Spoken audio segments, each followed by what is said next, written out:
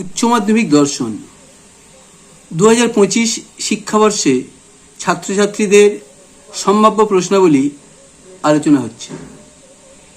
প্রথম প্রশ্ন, নিরপেক্ষ বচন কাকে বলে? নিরপেক্ষ বচনের কয়টি অংশ ও কি কি? উদাহরণ দিয়ে বুঝিয়ে দাও। পদের ব্যাপ্যতা বলতে কি বোঝো? পদের ব্যাপ্যতার সাধারণ নিয়মগুলি কি কি? নিরপেক্ষ ও সাপেক্ষ বচনের পার্থক্য করো। দর্শনে এই প্রশ্নটা অথবা নিম্নের বচনগুলির গুণ ও পরিমাণ নির্ণয় করো। এই প্রশ্নটা দুটোর একটা আসবে, একের দাগে থাকবে, লিখতে হবে একটা। তবে যেসব ছাত্রছাত্রী গুণ পরিমাণ নির্ণয় করতে পারো তারা দুয়ের প্রশ্নটা অবশ্যই লিখবে। স্যাম্পল হিসেবে 4টে প্রশ্ন দিচ্ছি।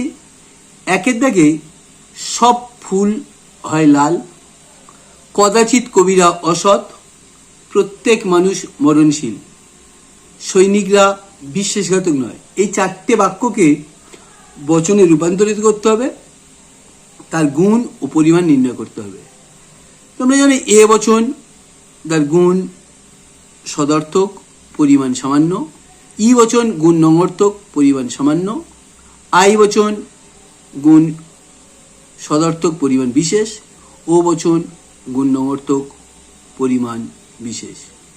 এই গুণ পরিমাণ 4টে বচনে করলে 4 দোকানে 8। তাহলে উপরের প্রশ্ন না লিখে এইরকম প্রশ্ন লেখা ভালো। এই যে কেন এই নিরপেক্ষ বচন কাকে বলে, নিরপেক্ষ বচনের কয়টি অংশ, উদাহরণ দিয়ে বুঝিয়ে দাও। এই প্রশ্ন না লিখে গুণ ও পরিমাণ নির্ণয় করো, এইরকম 4টে বচনে সেটা করতে পারো।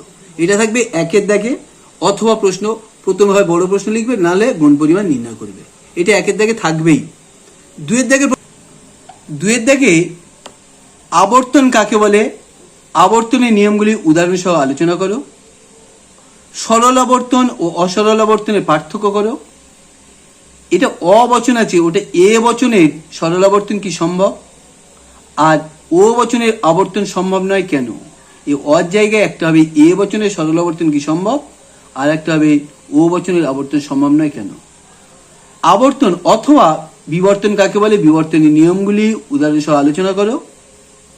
বিবর্তনকে কি অমাধ্যম অনুমান বলা যায়? এই আবর্তন অথবা বিবর্তনের যে কোনো একটা নিয়ম পড়বে, প্রত্যেক বছর অল্টারনেটিভ পড়ে, কিন্তু যেহেতু 2024-এ আবর্তন বা বিবর্তনের নিয়ম পড়েনি, তাই 2025-এ দুটো করতে হবে, একটা আসবে। এর অথবা যে প্রশ্নটা থাকে বচনের আবর্তন ও বিবর্তন করো, সেটা অনেক সহজ। এইরকম 4টে বচন দিয়ে দিচ্ছি, যে 4টের আবর্তন ও বিবর্তন প্র্যাকটিস করবে। তবে এরকম অন্য আরও পড়তে পারে। এই 4টে বচন, একে দেখো এভারেস্ট পৃথিবীর সর্বোচ্চ পর্বতশৃঙ্গ, মানুষ দেবতা নয়, টিনের তৈরি কোনো জিনিস নেই যা সস্তা নয়, খুব কম মানুষ পরিশ্রমী। এই 4টে বাক্যের আবর্তন করতে হবে, বিবর্তন করতে হবে।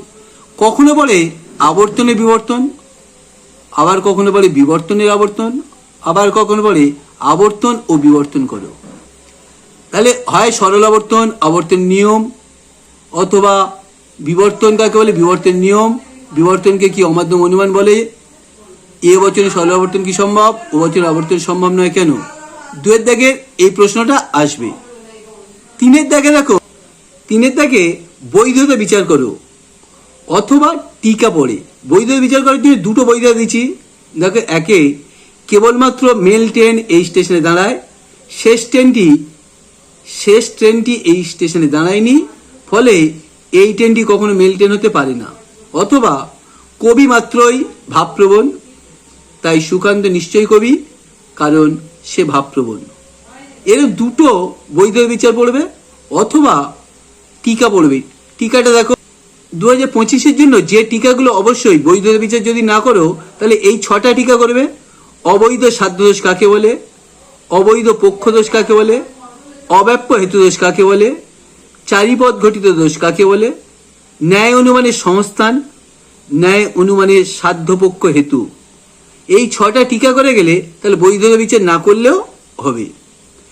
তিনের দাগে এই বৈধতা বিচার অতি নিরপেক্ষ নয়, অথবা এই টিকা পড়ে। 4এর দাগে দেখো কি প্রশ্ন পড়বে। 4এর দাগে মিলের পদ্ধতি হয় পড়বে অন্যয়ী পদ্ধতির সংজ্ঞা, আকার, দৃষ্টান্ত, সুবিধা অসুবিধা আলোচনা করো, অথবা অন্যয়ী ব্যতিরেকী পদ্ধতির সংজ্ঞা, আকার, দৃষ্টান্ত, সুবিধা ও অসুবিধা আলোচনা করো। এখানে মিলে 4টে পদ্ধতি তোমাদের সিলেবাসে আছে, যে কোনো দুটো আসবে। তাহলে গত বছর পড়ে গেছে পরিশেষ, সহপরিবর্তন পদ্ধতি এবং ব্যতিরেকী পদ্ধতি। তাহলে এবছর অন্যয়ী পদ্ধতি এবং অন্যয়ী ব্যতিরেকী পদ্ধতি দুটোর একটা আসবে।